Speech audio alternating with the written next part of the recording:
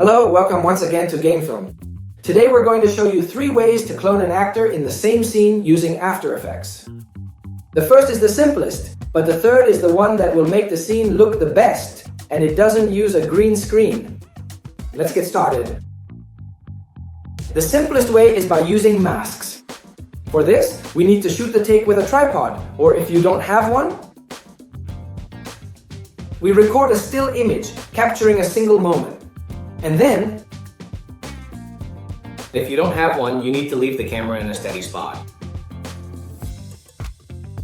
Because I didn't do it, now let's move on to the first part of the video with the actor in the first position.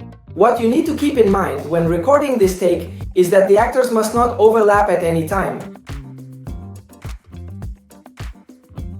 Then, without moving the camera and without stopping the recording, we film the second part of the same scene. And once we have both parts recorded, we open After Effects. We drag the video to new composition and cut it to separate the two parts. You can cut it by pressing Ctrl, Shift, and D. We drag the remaining video up and place it on top of everything. Now we can do 2 things. If the lighting hasn't changed and the characters are far apart from each other, you can use the rectangular mask to cut the top video in half.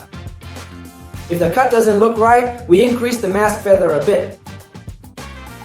If the 2 characters are closer together, you can use the pen tool to create a mask in the shape you need. Now all that's left is to move the videos so they start where you want. The second way is, of course, with chroma key. The easiest way to do this would be to film the wide shot with the actor who stays in the background. It's always recommended to use a tripod for this type of shot. Now we set up the green screen and place it in the same scene. This is so that the lighting is as similar as possible to the original. Alright, once we have both shots recorded, we go to After Effects. Once we have the video of the wide shot in a new composition, we place the chroma key shot on top.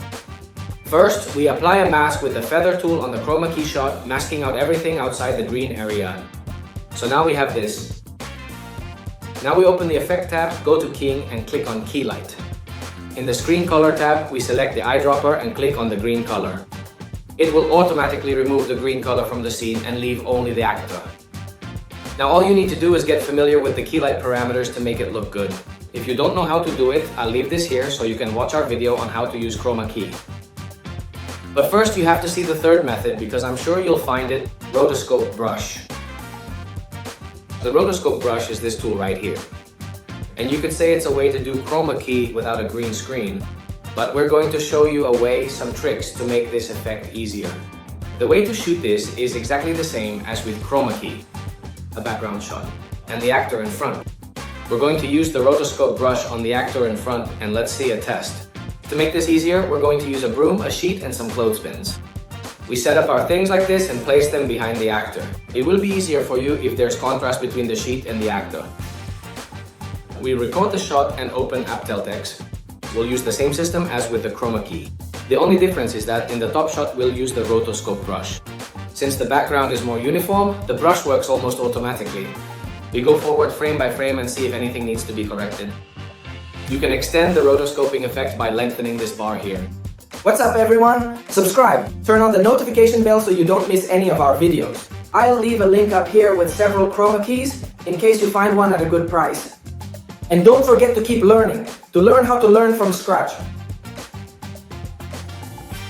How's it going? Correction, this one will stay. Or I see it in your father.